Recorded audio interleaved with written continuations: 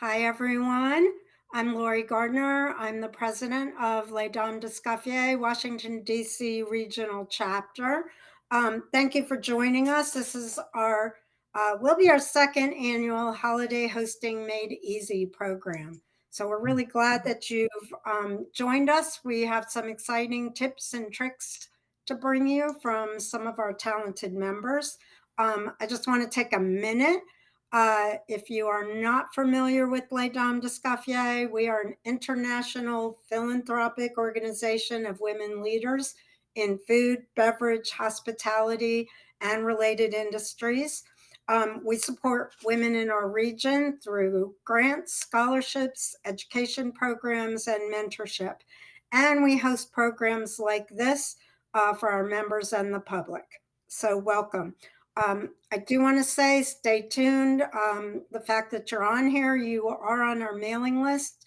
Stay tuned for upcoming programs, including and especially on March 8th when we do our annual symposium at the Kellogg Center at Gallaudet University. You will all be getting information about our full day symposium. So we hope to see you there. And now I am very pleased to welcome our moderator, Laura Calderone. And Laura is the founder of Relish Catering. And we're particularly glad she's here with us during this very crazy, busy time of year in catering and events. So thank you, Laura. And I'm going to turn it over to you now. Thank you, Laura, or Laura. I just called you Laura. I just wanted to break the ice for everyone, make everyone feel comfortable. I'm going to make the first mistake, so everyone's good to go. Thank you, Lori.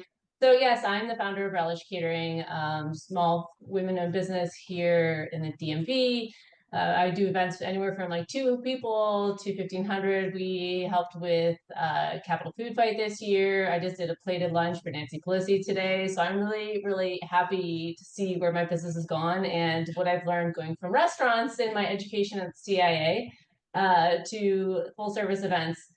So my tips and from a pro perspective is preparation is everything. That used to be a motto of the CIA, but literally I mean, I have a menu, I make it colorful, I make it beautiful. We make sure that we have stuff for everybody of every dietary spectrum. Today, we had a guest who's like, I don't eat gluten, I don't eat dairy, whatever. We had an option available for them. And you always are anticipating people not communicating what they have. You don't want to, as a host, have someone leave empty handed or empty stomach. And of course, obviously, my other suggestion is always hire a professional, hire a caterer. But it doesn't always work for everyone's budget. But I mean, I'm always here to give advice. And I think that the rest of the ladies that we have today have a tremendous amount of experience, decades of experience from food to wine to cocktails to healthy eating, small business owners as well. And I mean, my other suggestion is always go a little bit heavier on your food than you think you might. Try and outsource what you can. Make maybe 1 or 2 things you love that are like your core, your home recipes, the ones you grew up with. But like buy your crudité. Don't spend your time creating those things because that's not who you are. That's not your bread and butter. Um, and if you have leftovers, there's a lot of really great organizations that you can donate them to, depending on the size of your events. There's Nourish Now in Montgomery County. You can do DC Central Kitchen. You can do some. A lot of these places will take food as long as it hasn't been served to guests. But other than that, I don't know. I can let people ask questions. I think I do well when people ask me more specific things, but I can always say just preparation is everything. And always have a good drink. Try and relax. If you're relaxed, your guests are going to be relaxed, and do as much head as you can. So, yeah. I'm sorry, Laura, may I ask a question? Oh, yeah. As a fellow CIA grad, I want to know, do you know the CIA fight song? I don't know it anymore, but and actually that's a good point though, Carolyn, is I forgot to ask and put some of the rules down is please keep your mics muted while others are speaking, and we will do a Q&A at the very end so that we can take all this I know, I'm sorry, I didn't do very good with my instructions. My first time moderating as well. So but as we get through this, I think a lot of our different experts here are going to fill the holes of the questions you might have, so we can just take all this information and think about it, and then, you know, one person might answer it, they might have another one come up for you. But with that, I'm going to introduce our next presenter, who's going to be Bonnie, and each person is going to get 8 minutes. I'm going to give a 1-minute warning when we're up, and then we can go at the end again for Q&A. Bonnie was a former deputy editor of the Washington Post food section. Yep, the newspaper I grew up reading, I used to read all the time back in the day when it was paper and I had it delivered rather than on my phone. And she has done food editing, lots of recipes, and I know is very involved in our community. In fact, the first time I didn't really introduce myself was at Chefs for Equality at the Building Museum because you were running around busy. But Badi is going to share with us fun with wontons, and I'm going to post her notes and her recipes in the chat. Thanks, Laura. Let me start my little timer, keep myself honest. Hi, everybody. Thanks for joining us. This is a lot of fun for Doms to do. We all feel like we know what's going on in the kitchen, or most of us anyway. Apparently you can't hear this, but I'm using an induction burner, which is making like a vacuum cleaner noise in my kitchen. But this that you can sort of see right here is my oil heating up. Wontons, the wontons that I'm talking about are this size, 3.5 to 4 inches, and you'll see in the document that Laura shared for me, I've got tips on many ways to use them. I always keep them in my freezer. They freeze really well. They come in round, they come in square. I like these sizes. Spinach ones you can only usually find at an Asian market, but this is sort of the regular ones, and they're thinner than egg roll wrappers. And it's really just flour and water. So in addition to the crisps that we're going to be making, that I'm going to be demoing for you tonight, you can use them like pasta. You can make a lasagna for one in a small container. You can use them to make desserts. You can bake with them. You can fry as well as fry with them. You can slice them up and boil them and use them as noodles in a stir fry. I mean, it's kind of crazy how much you can do with them. So I myself never use those no boil noodles when I make lasagna now. I just use, you know, wonton wrappers. So that's kind of cool. But the thing that I sort of stumbled on a couple of years ago when I was doing a party for somebody was making these crisps. And this is what they look like. What I do, and I'll show you, is I cut these squares in half, or I can cut the circles in half, but can you hear that crunch? I mean, they're really crunchy and really, really good. So on my cutting board over here, I've cut some, I'll cut a couple of the circles. I've got my oil heating to 370 about, you know, and they take seconds to do. Really, really seconds. So I'm just using my very sharp knife, and I think my oil is at the right temperature, but I will check it. Yep, I can fry. I believe I can fry. All right, so what you want to hear is a little sizzle. They don't bubble up so furiously. I wish you could see them. Can you hear that? It popped right up to the surface. I think you can see one down there. And in seconds, really, I mean, you don't have to turn them over. You can turn them over. But I like these round ones because they make these really great shapes. And this first batch is almost done. I put in like 4 or 5 at a time, depending on how big they are. And they're getting, the spinach ones get a little light brown around the edge. These are just about done. It's been like 25 seconds or so. And you can make these several hours ahead. I've even stored them for a day. So that's what it looks like. I'll take all these out and I'll bring one to the camera so you can see. And I will drip oil all over my counter because I like you people. Can you guys see what that looks like? There we go. It's crisp. It's a little brown on the edges. I'm putting it on my tray, which has paper towel underneath and a wire rack. I've got a little flaky sea salt right here. Put it on while it's still kind of hot. They already don't look greasy, but if you didn't want to use sea salt, you could use this tagine is really good to use, or you could use any kind of mild seasoning that you want. I put za'atar on them before. They're really good that way. And I'll do these, the spinach, these are even thinner than the spinach ones. I can almost see you through. So I'm gonna pop these in and you'll see that these take even less time. And they're kind of, can you hear it? Can you hear it at all? Yes, no? A little bit. All right. Really. It's not a lot of oil either. It's about an inch and a half. And there's nothing really that happens in the oil. Like these don't fall apart. They don't crumb out or anything like that. So I strain this oil and use it again. So You got a minute left. yeah, so these get, and sometimes they crumple up like this, which is fine, but these get a little bubbly and kind of golden brown and crisp.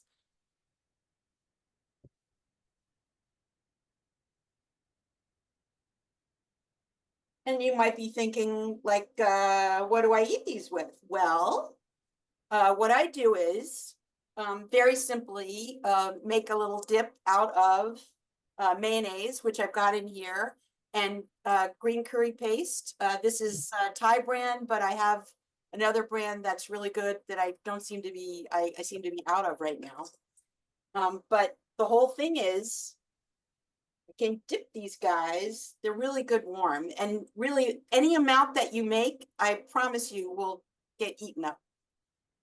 So I'm dipping it, and I wish you could be eating this.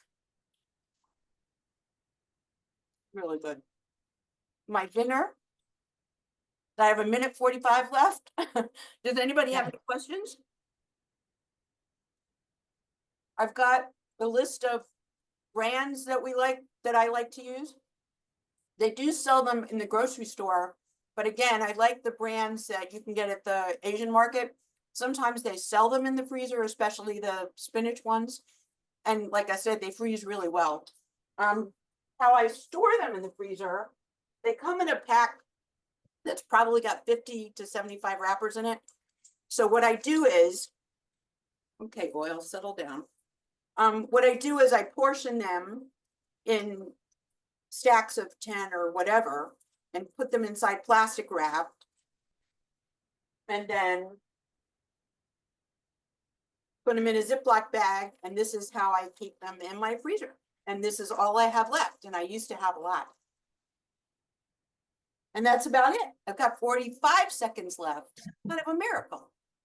Anybody have any questions? What There temperature is is one the quick oil, question. Bonnie? I'm sorry? What'd you say, Stephanie? What temperature is the oil? 370, this was 370, just because it goes up in increments of whatever on this induction burner. Now I can talk normally because it just went off. You know, the longer it stays in the oil, obviously it's gonna pick up a little more oil. So I really like to fry it at a hot temperature. Normally when any recipe says 375, I'll fry it at 350 and it's fine. But these are in and out in seconds, and that's what's really cool about them. And I can store them in an airtight container. You know, I've stored them a day in advance. That's my time. So thanks very much. Look at the document and I hope you guys make them. I wish we had like smell-o-vision and eat-o-vision with a Zoom. It'd be so much tastier with these. Next year we can send out kits ahead of time. Just food for thought. So There you go. So next up we've got Janet Cam, who is a culinary strategist. Simply Sumptuous Sips and Nibbles. I know one of her favorite stores to shop at is Great Wall in Rockville, which we could also find all those delicious variety of wonton wrappers that Benny just cooked with. And Janet is the former owner of Le Pavilion, which literally brought fine dining, particularly French cuisine, to DC. And with that, I'm going to pass the torch to Janet. Okay, welcome. We are celebrating with bubbles. And so bubbles really herald a festive occasion. There are bubbles, and then there's champagne, and champagne is only from the Champagne region of France. Bubbles, on the other hand, come from several different countries, including France. So from Italy, I think we all know about Prosecco, and it's been marketed as something cheap and cheerful, but the best value for taste and quality is Bisol. And Bisol, JO, is $13, and they are family-owned vineyards. And one of the ways to determine quality when you don't know and you're looking at a bottle of wine is to look at who the importer is. And the importer of Bisol is Wilson Daniels. Wilson Daniels is the importer of the rare and the wonderful Domaine de la Romani Conti, which current release 2021 vintage is about $21,000 a bottle. So it gives you an idea about their taste of their portfolio. Spain produces cava, and Dibon is a light, crisp, and good choice to make a festive cocktail. And what you can do is add Saint-Germain liqueur or wild hibiscus flowers. And these come in a little jar, and they're really cool. It's the whole hibiscus flower. And you could put that into the glass with a little bit of the syrup.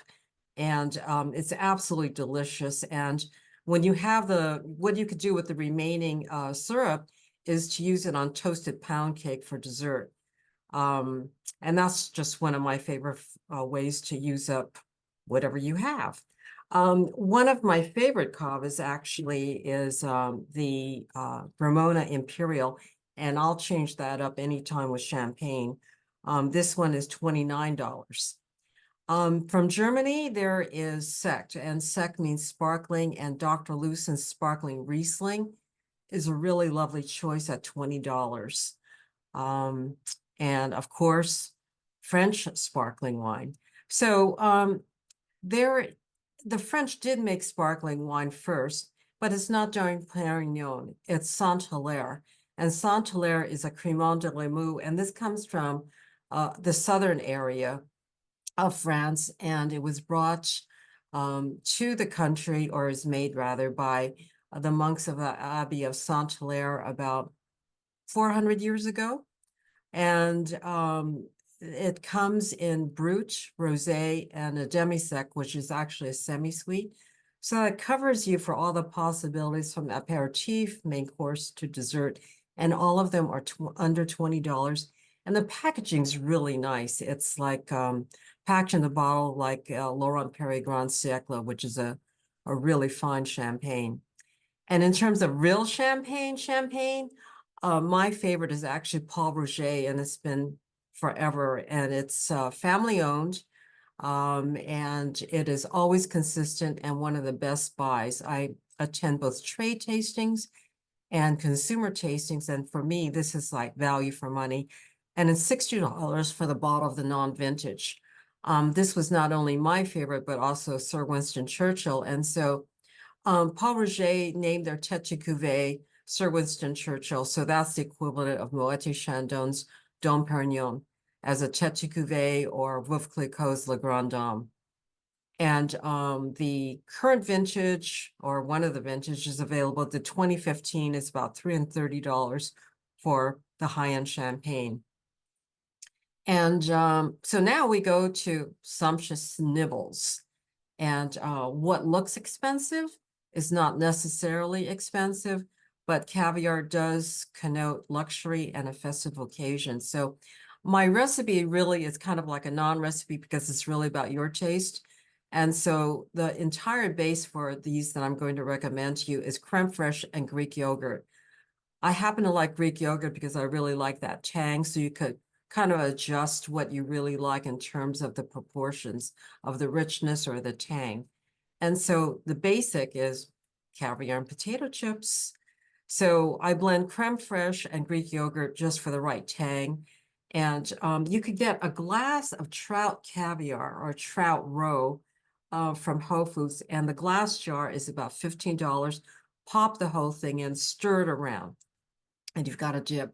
You could also add in snip chives to it to heighten the flavor. And that's one of my favorite go-tos for a quick, fun, something to eat with champagne. The options you could do with this is wasabi infused tobiko roe or flying fish roe. And some good potato chips or like Utz potato chips, which adds a crinkle to catch all the dip, or Lay's potato chips. But most importantly, it's your taste that you should really consider.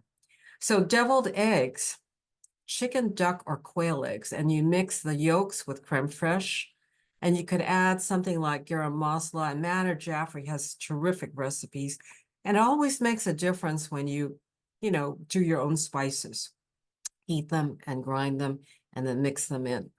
You could also use curry powder, and what's really become popular in use is shichimi togarashi, which is a Japanese 7-spice.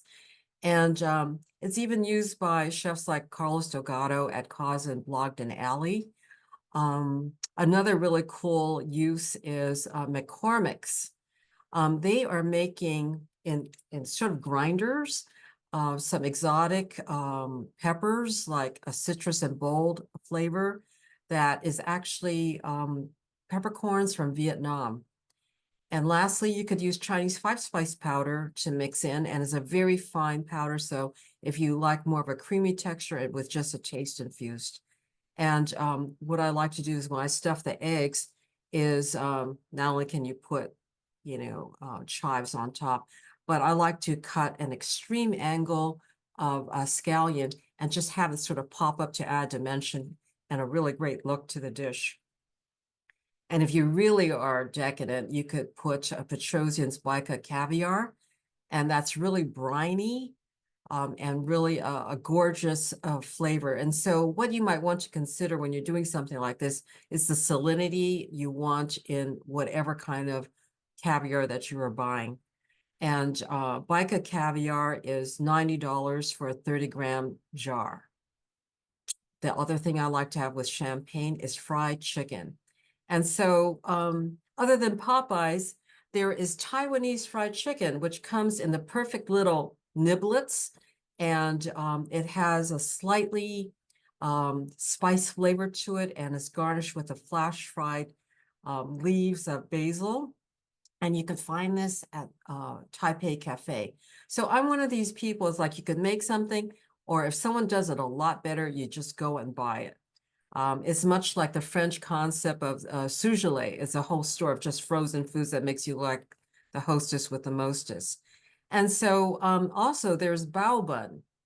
And you've seen them everywhere. And they're the little like fluffy white buns that are steamed. And they come frozen in Chinese markets like GW Market. And you'll actually see me in this month's Bethesda magazine, the November, December issue, shopping in GW because they've got so many great things in there. And so you could find these, and then you could fill it with Chinese barbecued pork. And you could buy that in the deli section of that market. So you just go home and slice it. Or if you want to make your own, I will be preparing my Uncle Harry's recipe, along with selected festival dishes from my grandmother and my mother for Chinese Lunar New Year class at the Hill Center in Washington, D.C. on Saturday, January 18th, 11 to 2 p.m. So that was my little pitch. And I think what's really important about hosting is that it's your personal style. And one of the things that you can do is to have a signature nibble. So whenever anyone's in your home, there's a signature dish. And Julia Childs was Pepperidge Farm goldfish, and mine is Huang Fei Hong peanuts. And they come in a bag like this. And I first found them in Shanghai. And then it was written up in Saveur magazine as one of the 100 best things that you need to eat. And it has a numbing flavor from Szechuan peppercorns and an extra crunch and pop if you put it into the freezer. And that's my signature nibble when you come to my home. And how much time do we have left? You went a little over, but you're good because it sounds so delicious. And now I want Bonnie's wonton crisp with your Greek yogurt and salmon roe, and then I mean, it's like Decadence meets Sideways meets the movie. You know, and I'm like, that's totally even flashback right now. So, um, all sounds really good. So thank you so much, Janet. And next, after we've had all this decadent fried crisp, decadent caviar and sour cream and champagne, we're gonna segue over to Danielle Cook, who uses soups, cooks a lot of soups and seasonal nutrient-dense ingredients to cook healthy specialty meals, especially for young cancer patients at GU MedStar and at the Children's Inn, which are both incredible places where they do amazing research to help these children who don't have a lot of options in medical care. So next up is you, Danielle. Well, thank you. And this is two really tough acts to follow with all, as you said earlier, all this wonderful bubbles and decadent food. And I'm going to take us down a slightly different road and talk about one of my favorite subjects, which is soups. And I wanted to put this out there because I do think that we shouldn't just disregard the value of what soups and broths can bring year round, but certainly in the holiday season, because we will run into ourselves or friends or family members who aren't feeling great the entire time. But I'm going to look at this subject from two different angles. One which is more of that sort of healing broth, and where we can plug in a little bit more soups and broths and help, good drinks, beverages, warm beverages and tonics and that sort of thing. And in between of the wonderful festivities that we've already started, right, with Thanksgiving. So how to, use these how to use different broths in different ways. But then I also want to just touch a little bit on using soups as a theme when you're gathering guests. Because already we've heard preparation is everything, and soups are fabulous for that, right? And broths. So I try to keep broths, homemade broths, and stocked in my freezer at all times. And I don't know if any of you ventured in that direction after your Thanksgiving, but having a turkey around is one amazing way to really get a lot of mileage out of that bird. And having homemade broths, either bone broths, beef bone broths, chicken, even fish fumés, having some on hand can be just incredibly useful. So I know from a lot of the work that I've done that these simple liquids can be game changers when people are not feeling well. They deliver a lot of protein, they deliver a lot of immune boosting elements. They're just real powerhouses in and of themselves. And when you have people that aren't feeling great, start with a broth, and you can always build on a broth, right? You can just start something simple like putting a little miso in there or a little lemon juice or a combination of both. Tamari and lemon in a good chicken broth is always a success in my space. I've always seen it just do wonders. So, have that in mind as you go through the holidays of maybe stocking your freezer. And from something as simple as a little tamari or lemon in a broth, you can build on that. And, you can build into that by adding things like lemongrass or coconut milk or some fresh turmeric and ginger. That really can be a fabulous sipping broth, a tonic. I've even used it as an appetizer where I whiz up broth with all of these very kind of Thai infused flavors, and then strain it out, strain all the fiber out of there. So all the pieces of ginger and of lemongrass, and you just have a liquid. And that you can even pass that just as a little, like I said, a little appetizer, a little sip of like yum. So anyway, have some of that if you have broths on hand. And I'm a big fan of homemade on everything, including the vegetable broths. And probably everybody's got their own version of what they like to do. But I think this is one of the handiest, most useful elements to keep in your freezer throughout the holiday season. My other favorite beverage, which besides the champagne, of course, is something that I do with cranberries. And this is a great thing to, if you've got fresh cranberries on hand, or you got a bag of cranberries, you didn't use them at Thanksgiving and they're still sitting in your crisper. You throw them in a pot, cover them with about a quart and a half of water, a lemon sliced up, an orange sliced up, a good jug of a cup or so of orange juice, and then all those warming spices. Throw some cloves in there, a cinnamon stick, and then just bring everything to a simmer. And first of all, the house is going to smell amazing. It makes a nice vat packed with vitamin C. And this is a wonderful non-alcoholic warm beverage you can have going all through the season. You want to simmer that for about 45 minutes, an hour, up to a couple of hours until those cranberries really pop and just kind of give up. And then strain it. And from there, you can keep it warm on your cooktop. And as people arrive, if they're non-drinkers, you've got that on hand. You do want to sweeten it. That's kind of important. You're going to want to sweeten it to your own liking with either some honey or some agave. It stores beautifully for like weeks. It's a great sipping, afternoon sipping instead of a tea. If you're feeling a little under the weather, it's just a really, really lovely beverage to have on hand.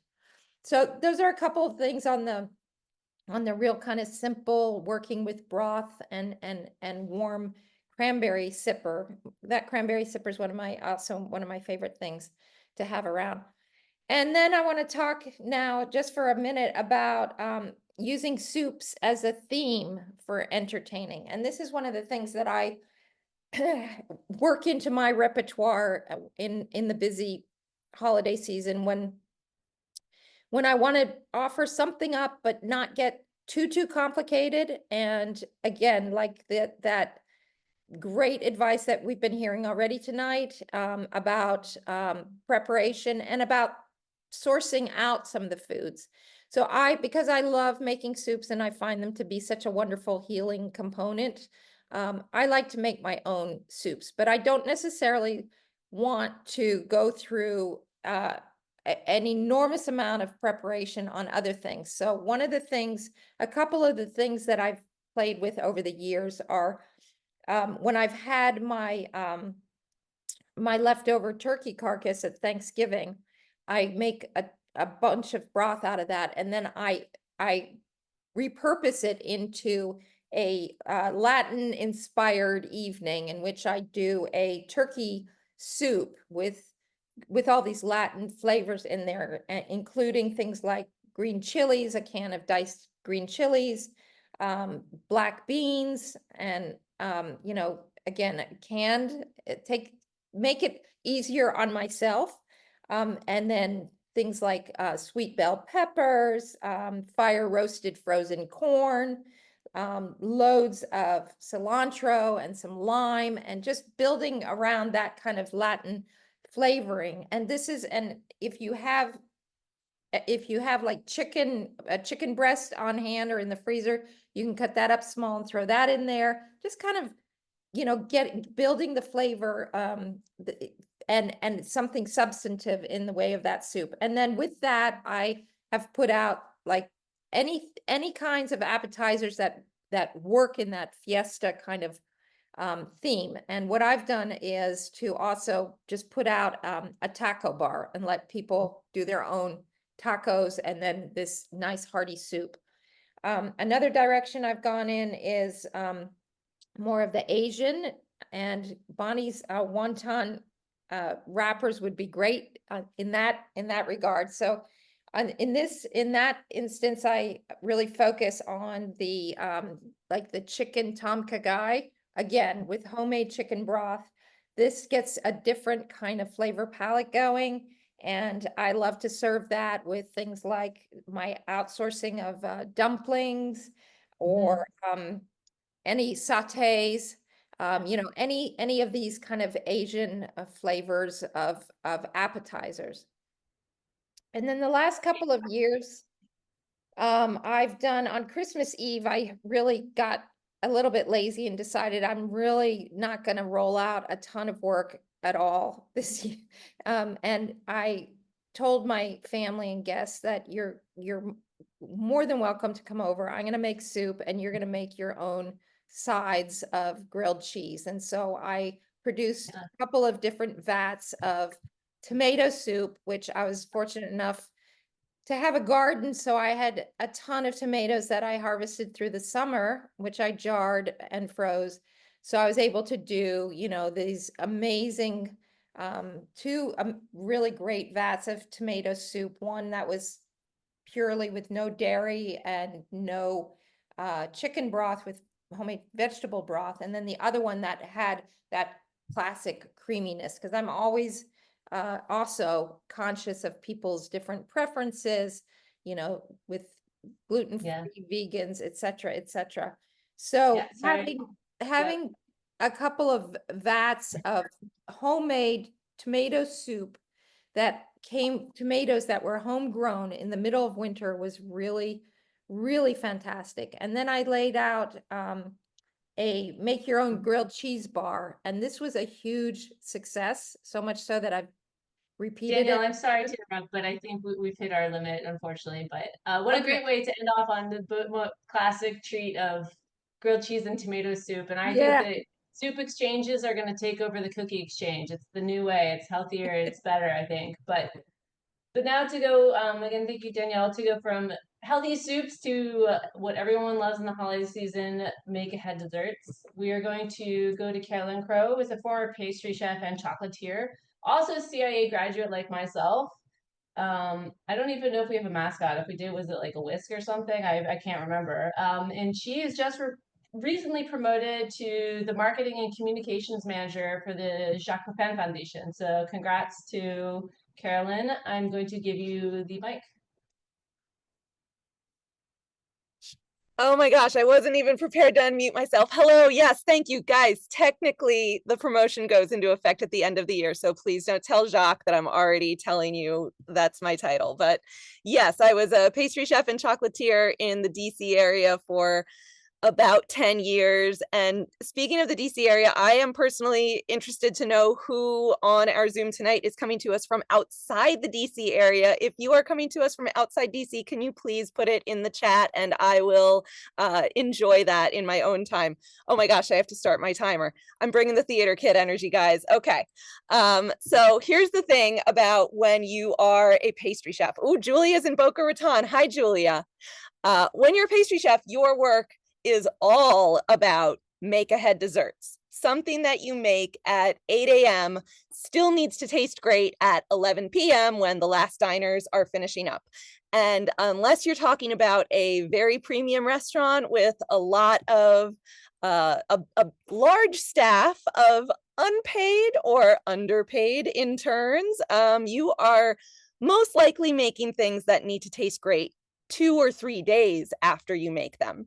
When you are working at Chez Panisse or the French Laundry or places like that, Laura is nodding her head. Yeah, you had one of those externships too, didn't you, Laura? Yeah.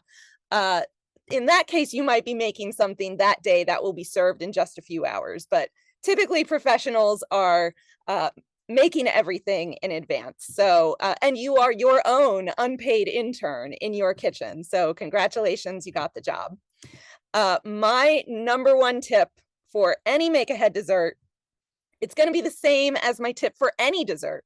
You want to offer an exciting contrast of temperatures, textures, and flavors.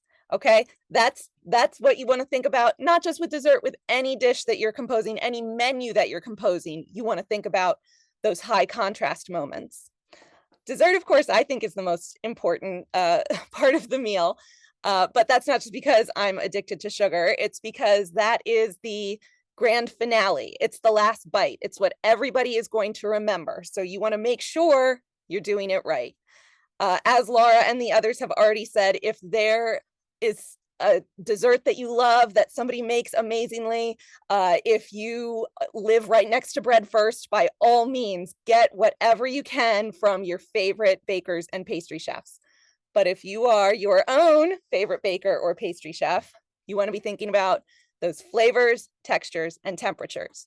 Flavor is pretty self-explanatory. I don't think I need to explain to you how to contrast a flavor. Texture, you know that you want something creamy, something crunchy, maybe something gummy. I don't know, gummy's not my cup of tea, but maybe you go in for that sort of thing. The tricky thing with a texture when you're talking about a make-ahead dessert is creamy components will ruin your crispy components if they get married too soon before they make their grand finale debut. So have you ever had like a cannoli that was made too far in advance and it's all soggy and gross, or a tart shell where it's had pastry cream in it for too long and now it's all smushy? No, you don't want anything to do with that. So when I am thinking about make-ahead desserts, I am mostly focusing on the contrast in temperature. So what do I mean here?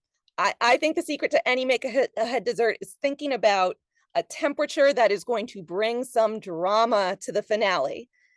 There's not really anything dramatic about a room temperature dessert.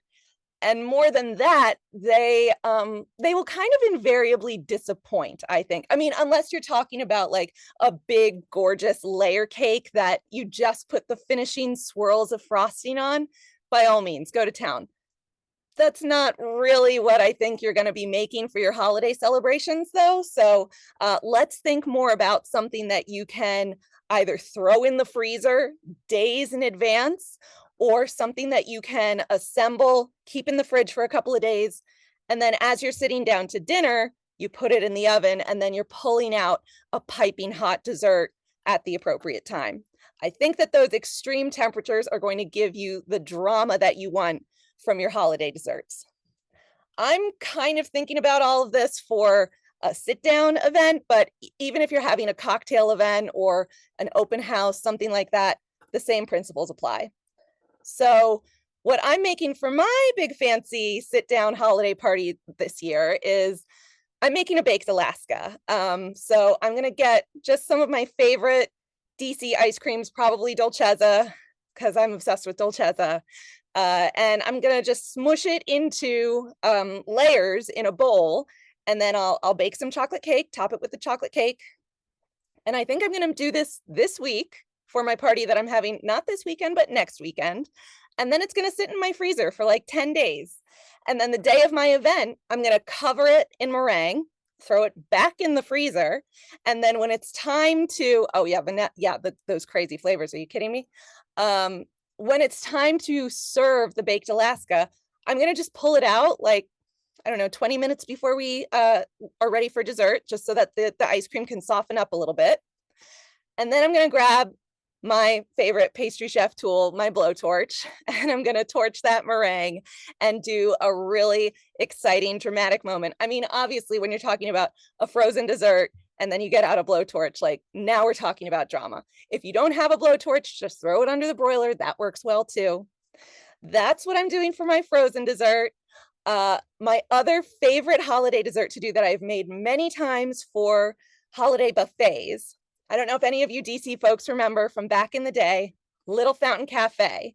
Anybody remember Little Fountain Cafe? I loved that place. Me and my husband used to go on dates there all the time. And at some point, Epicurious published the bread pudding recipe that they sold at Little Fountain Cafe. And I have been making it for about 10 years. It must be longer than that, because I made it for one of my instructors at culinary school, and he was like, this is the best bread pudding I've ever had. This is serious bread pudding, people. Yes, love Little Fountain Cafe. The waitress was the pastry chef. They were always sold out of the bread pudding. I'm gonna put the link for it in the chat so that you can go to Epicurious and make this yourself. I have done all sorts of modifications on this recipe to make it my own. I've done it like a reduced fat version, which is ridiculous, but you know, to each their own. I have also multiple times completely forgotten to put the sugar into the bread pudding, and no one has noticed because it is so rich and delicious, and it's got chocolate chips in it, so like there's still plenty of sugar in there. So I'm going to put that recipe in the chat for you all so that you can make it, throw it into the oven about an hour before you're ready to serve it, and then you are going to be totally golden with your make ahead desserts. And I seem to have about 15 seconds left, so I'm going to do the CIA fight song for you now. Okay. Mirepoix, roux, roux, roux. Slice them up, dice them up, put them in the stew. There you go.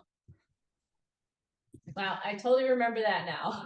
So, and I agree, baked Alaska is such a delicious dessert, and it definitely adds that flair and a little bit of drama. You can buy these cute little torches. I use them actually for my events to light votive candles that make it easy to toast it in front of guests, and it's fun and it's interactive.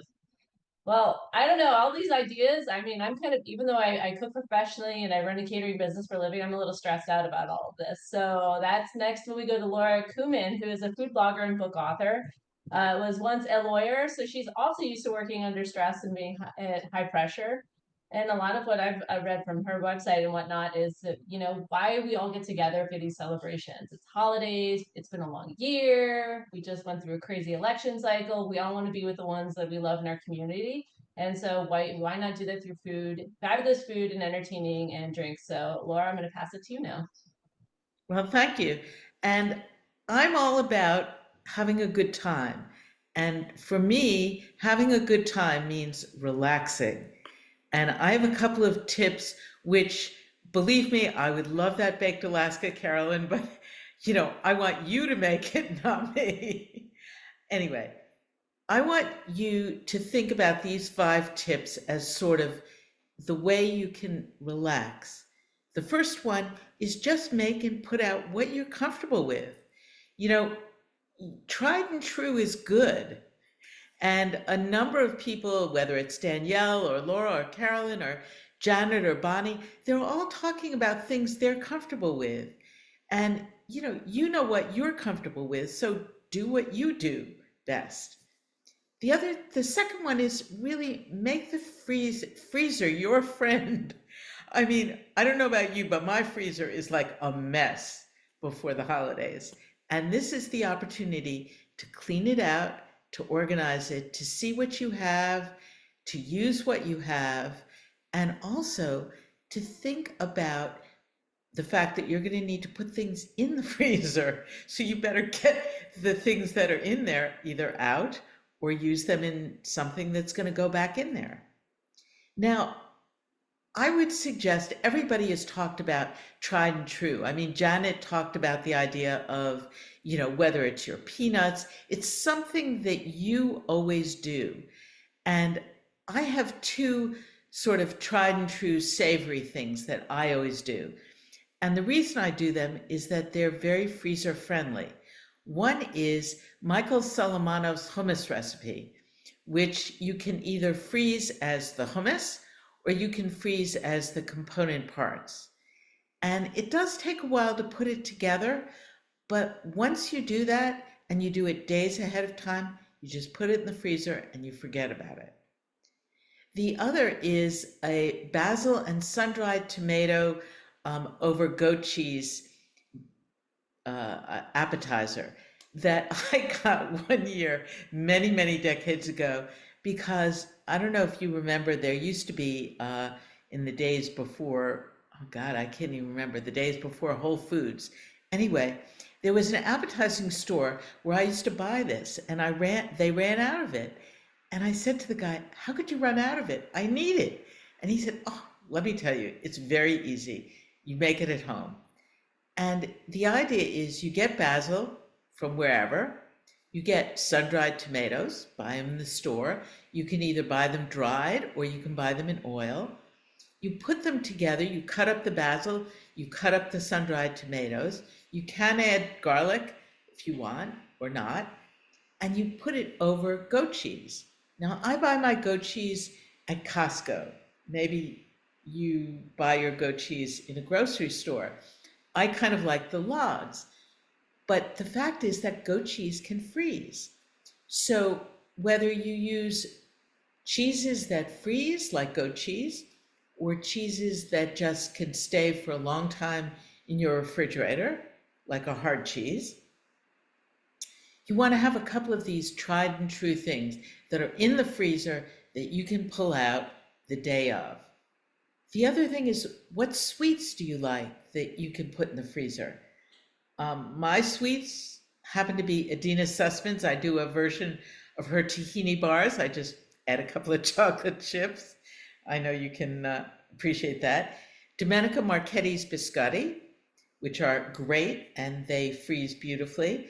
And there's a Washington Post recipe from Bonnie's time, which used to be called Man-Catcher brownies. They have since renamed it Ultimate Brownies because I think Man-Catcher is not, what can I say?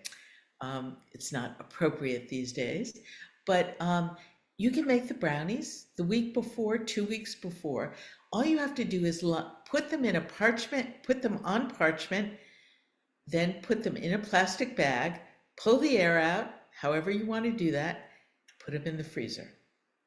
Okay? The other thing is make everything ahead of time. Don't be that person who's trying at the last minute to make something. And I would say, I don't do drinks, okay? I would be happy to take Janet's example and pull a few bottles out, or I would get a punch maybe and try it ahead of time, a non-alcoholic punch. But the idea is do it ahead of time, have everything ready. And finally, appearance is really everything. I mean, my mom used to say, you eat with your eyes. Well, these days, that means just when you take all these sweets and savory things out of your freezer, put them in nice little bowls, put them on a beautiful platter. Just don't, throw things out. The other thing is, in these COVID times, I'm finding that people are a little hesitant to dip into something that they think somebody else may have used before or may have dipped into before. So the idea of dips, well, you can still do them, but maybe you want to buy, whether it's from Oriental Trading or Amazon or someplace else, those little cups, those little plastic cups. Just put a little hummus in a plastic cup and put out 20 of the cups and put a little parsley on top of each one. The other trick I have is that for cakes, people generally will not take a cake if it's not been cut. And so I will often slice cakes and put them out on a tray, and people will take a small piece of cake when they wouldn't have gone over and cut the cake themselves. And my final tip is just breathe. Really? It's all about having fun. And I think it was Carolyn who said, if you look relaxed, other people will feel relaxed. And if you have fun, your guests will have fun. So I'm going to put my two savory, I have a Food 52 version of this hummus and my own sun-dried tomato and basil over goat cheese. I'll put them in the chat. But honestly, if you have other things that you like that are savory, just do what you're comfortable with. Thanks. That was great. Thanks, Laura. I think, people always say, what's your least favorite recipe to make for me? And I'm like, anybody's nostalgic recipe, something that you grew up with, that's your thing. But that's what also makes you as a great host. I totally agree with everything you said. And I feel very relaxed now. Because again, I do this for a living. For two people to 2,000, we do this. And yeah, stay in your wheelhouse. I mean, I have kids. I'm a working mom. But I also go to Costco. There's no shame in that, Exactly. And it's good. They're still pretty solid and it's pretty affordable. So, all right, from there, next, I'm going to go to Bernie Rousseau, who is a Latina woman-owned business here in Olney, which is actually where I live. And I'm really embarrassed to say that I have not made it there yet. I'm typically working on weekends, and I've heard so many wonderful things, and Olney such a tight community. So she's going to present some holiday beverages, fresh one-of-a-kind dishes, and she's Jefa owned, as her business says. So off to you, Bernie. Hi, ladies. Well, I've definitely got some good tips tonight. I've been entertaining for a few years now since my grandma passed away. I took over. It is always a challenge to fill those shoes. So tips from the community are so helpful to me, especially I moved here from Boston. So I don't really have family locally that I can run down the street to. So what I'm going to do today is present 2 or really 3 different cocktails that you can put out this holiday season. And the idea is that a lot of people are no longer enjoying dairy. Myself being people that I'm referring to. I can't have milk. So traditional eggnogs that have heavy cream and things like that, I can't enjoy. So I've had to go in search of tweaks to these much beloved traditional holiday recipes. In addition to that, you have a lot of folks that for one reason or another, religious or otherwise, are abstaining from alcohol or looking for lower sugar versions. So about 10 years ago, I had a gastric bypass. And I know that for me, I can no longer enjoy heavier liquors like rum or vodka or gin in my holiday drinks. So again, I've had to learn to tweak that. So what I'm going to show you today to start is a coquito, which comes traditionally from Puerto Rico. It is a coconut version of eggnog. And so I'm going to move I'll hold them up just to make it a little easier. And so what you do for coquito is you first want to make what we call a tea. And that tea consists of, traditionally, it's going to be cream of coconut, which I have here. This is my tea that's already been made. Try to get it in view. So this, you can see it. It's a cream of coconut. We've got some fresh vanilla, fresh nutmeg, ginger, and cloves, as well as sweetened condensed milk in here. And that's really up for debate. You don't necessarily have to add the sweetened condensed milk. For some people, that's just overkill. So you can omit that if you'd like. Up next, for those that can have dairy, this is going to be your evaporated milk. The next part to this is going to be egg yolks. Typically, when you're doing a full batch of coquito, you're going to use 4 egg yolks. For this, I'm doing a modified, smaller version. Since I can't have it, very few people in my household can have this. So we're just doing 1 egg yolk and then rum. And let me see if I can take the background blur off here. Okay. All right, well, we'll skip that. So the important part, the rum, for those that are going to add an alcohol component to this, and you don't have to. So 2 things. If you omit the eggs, coquito, if made in advance, can last 4 to 6 months. With the egg yolks, 4 days. And so you just want to write the date on there if you do give it to someone. It's traditionally gifted during the holidays, lots of times with a person's preference of rum. If you have someone that does not drink alcohol, you can just omit the rum. So I'm just going to take my tea. When you do the tea, so when you're blending, mixing together the cream of coconut, the sweetened condensed milk, and all the spices, you're going to want to simmer that for about 20 minutes. You have to watch it, otherwise it does start to become caramel. So just you keep a watchful eye over it. And for this, if you do enjoy traditional eggnog but want an alternative, you can make an individual version. I will share with everyone the recipe on that. And for those that can't have dairy. So I'm just, again, taking my tea, which is the cream of coconut, taking some of the evaporated milk, my egg yolks, and then for the rum that I use, Bacardi is very traditional in Puerto Rico, right? That is probably the #1 debate that goes on there. Do you use a Don Q or Bacardi? Everyone just sort of automatically associates Puerto Rico with Bacardi. I am not a fan. I like the Don Q. It's about the same price point. So if you're going to give this as a gift to someone, it's definitely very budget friendly is what I will say. So this is this will be about 4 servings worth. And I just use the plastic cups. This can be a fun like girls' night or get together drink to make. It's very quick. So you do your tea, that's about 20 minutes. If you have these things pre-measured, probably about, I would say 30 minutes, and then chill it and enjoy. So I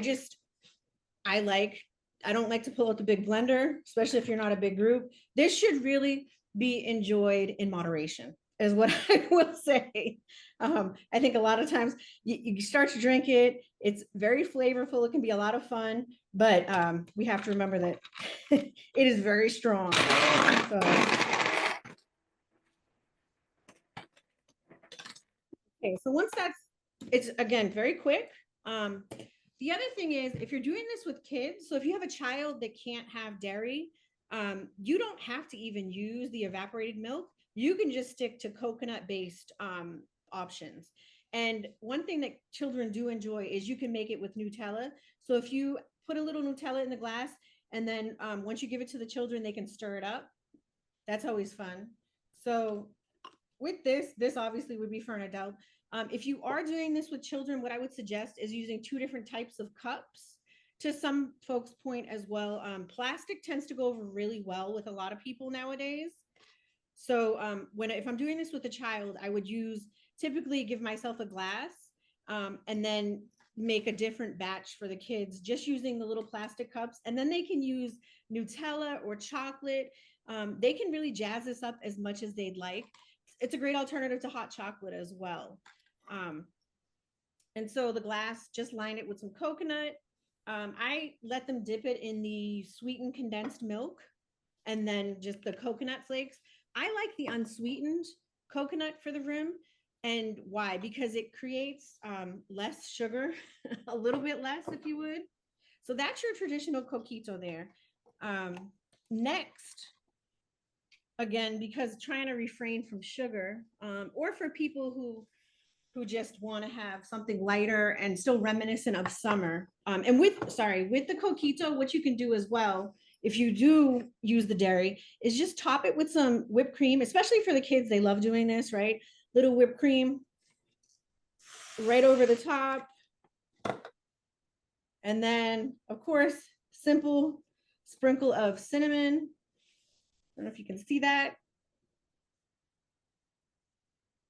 And with for this, there are a couple of things I would like to say before I get on to the next drink. So critical is when you're doing this, I really enjoy using fresh vanilla as well as your fresh nutmeg. And the kids kind of get a kick out of grating the nutmeg with the little microplane.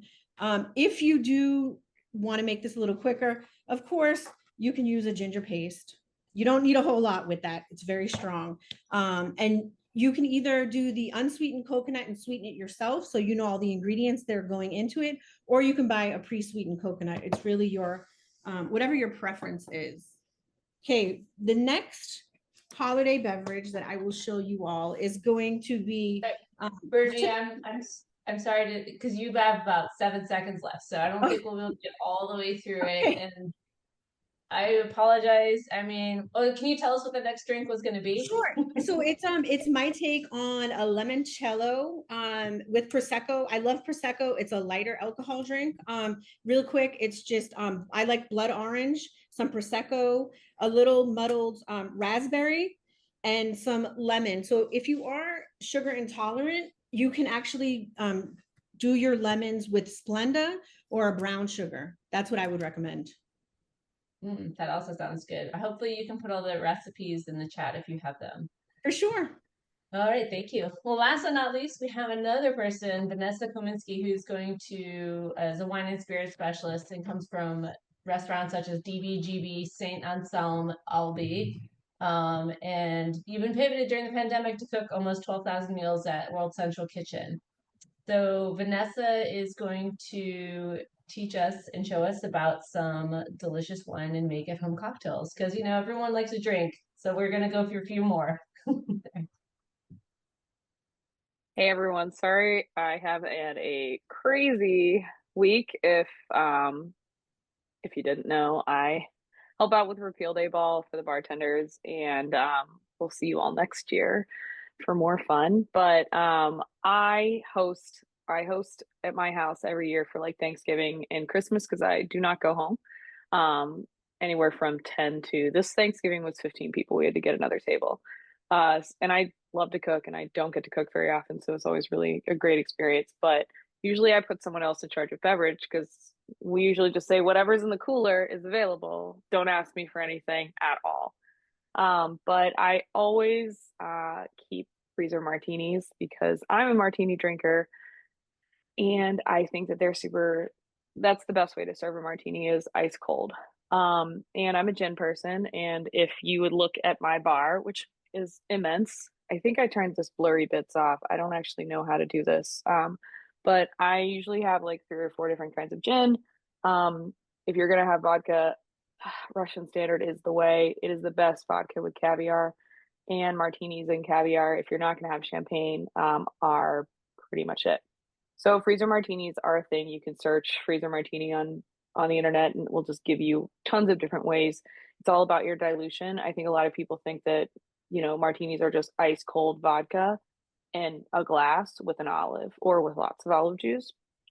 It's your preference. But when you're pre-batching cocktails, whether they're shaken or stirred, Russian Standard, Carolyn, it's when my friends buy me vodka, that's what they buy me. It's because I sell so much other stuff, or this really crazy stuff from Austria, but no one can find it. When you're making any make ahead cocktails, if you pre-dilute, all you have to do is pour over ice or not over ice at all. I love to do a 30% dilution, 30 to 40% dilution on any stirred cocktails. So if you're making 1 bottle of stirred cocktail that's going to go in the freezer or in the fridge or whatever, it's about 7.5 ounces of water, and then your drink on top of that to the top, or to 25.5 ounces. So a 750 ml bottle is 25.5 ounces. You do the math ahead of time, whatever 30% of your total volume is, and that is how you get your dilution. If it's a shaken cocktail, so any cocktail that you're doing with citrus should be shaken. If you're gonna pre-dilute it, honestly, you should just shake it right before with a little bit of ice. Same thing, about 25 to 30% dilution. It kind of just depends. I think that this is the best way to enjoy a lot of things because you don't have to think about it. You can make margaritas, you can make martinis, whatever your recipe is, just basically quad it and then add that 25 to 30% of water, pour it over ice, and you're good to go. But yes, I'm a gin martini person, and I will share with you my favorite gin because I have a bottle for a change. Well, I guess I'll give you both. So these are my 2 favorite gins. One's called Più Cinque. This is an Italian gin, and it makes pretty much everything better. It's just nice and lightly aromatic, very fresh, and I am obsessed with it. And it's one of the few gins that I really like that I don't sell. So I work in distribution now, and I've learned to really love cocktails. And then the second gin is the GOAT, Old Raj. This is made by Springbank Distillery in Campbellton in Scotland, and this is what the distillers drink when they're making some of the world's best scotch. So this is my martini gin. This is my sipping gin, or my gin that I've used for gin and tonics or gin and soda. But you can do whatever makes you feel good. Janet already talked about champagne. We usually just put a bucket out on the back porch and tell everybody, put your booze out there. We'll just go grab it whenever you're ready. Someone inevitably always brings a cheese plate to our house, so we almost always have a couple bottles of different Rieslings at different sweetness levels because someone's gonna say, "Do you have something a little sweet?" And it's always nice to have a nice bottle of Riesling. We already heard about Dr. Lucen, which is one of my all-time favorite producers of Riesling. But I also love an amazing woman winemaker from the Finger Lakes, Nancy Ireland of Red Tail Ridge. She makes both off-dry and bone-dry Rieslings from New York State, and those go with pretty much everything. Cheese board down to turkey, ham. If you're gonna make prime rib, she has an amazing Tyrrell to go, which I always keep a couple bottles of in the house. Like I'm looking at it right now, and sparkling. So I don't want to take up too much more of your time because I was the last one. So that's really it. Any cocktail you can make at home, you can make ahead of time. You just have to dilute it. Put all the ingredients in the bottle. You need 2 bottles. Stick both those bottles in the freezer. Then all you do is pull it out, put it over ice, and say, "Please just enjoy." Grab some ice out of the freezer if you want. If you need a non-alcoholic version, all the syrups that you make for dessert. If I'm making like baba or something like that, I'll just make a second syrup, like a 1-to-1, so 1 part water to 1 part sugar or sweetener, melt it down, get everything going, and then I'll add some flavor like cranberries from Laura. I would take that my apologies, not Laura. I would add that cranberry tea into my syrup and make a cranberry syrup. Add some orange peels, maybe some cloves, all of that. And then all you have to do is pour that in a glass with a little bit of soda water and maybe a little orange peel and cocktail. So super easy. And that's great for kids too. I mean, I'm pretty sure I've given my nephew a few things that he probably had a little bit too much sugar, but always really fun to be like, look, you have like a little like fun drink that like Bernie was saying, like a drink that is kind of interesting and you can actually do stuff with and make yourself. So and that's really it. Anything I can do to get ahead is stick it in the freezer, or when it gets cold enough, just in the bucket on the back porch. Using a cooler is like probably that, and the torch are my 2 biggest tips. It's the best. Yeah, that's it. Thanks all. These are all great tips, and I want to thank everyone thinking ahead, using your freezers well. When it gets cold enough, we can use nature.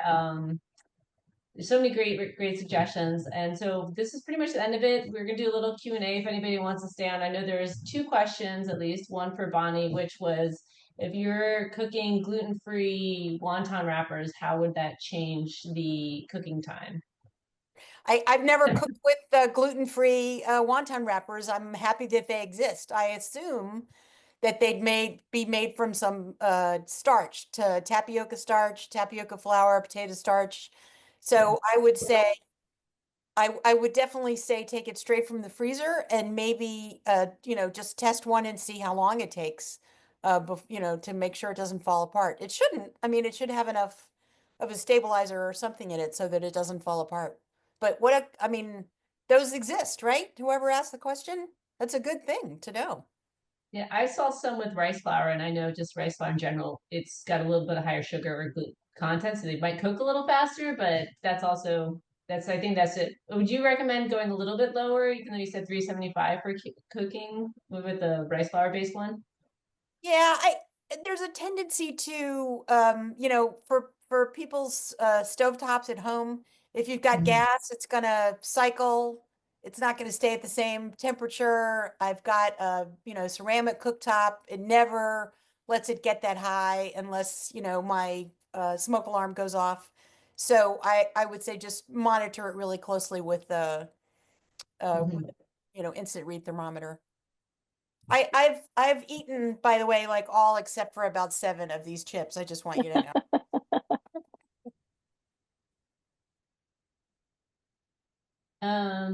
And Vanessa, you recommended Russian standard brand of vodka. That was one of the questions. And what wine did you recommend from the Finger Lakes? Red Tail Ridge from Nancy Ireland. Oh, there it is. You wrote. Yeah, she's very well represented in the market, so you can find her wine in all around the DMV. And yeah, she's awesome. So, well, great. Does anyone else have any other questions at all about holiday hosting and how to make it stress-free? I think the synopsis is do things you're comfortable with, prepare ahead, outsource things you're not comfortable with, and also remember that everyone's there to celebrate with you and be part of it, and they want everyone to relax and have a good time. That's the most important thing. Relax, have a good time, and it's the people that are important, and the food and everything, and drink, and it'll come together. Thank you. Thanks, Laura. Yeah, you're welcome. Well, I don't know if I should pass it back to you, Lori, but I'll say happy holidays and happy New Year to everyone, and I hope 2025 is even better for everybody. Yeah, thank you. Thanks for hosting. Thanks for all of our presenters. This has been great. I've gotten a lot of great tips, and I know you all have too. So thank you very much. Stay tuned for more from Dame.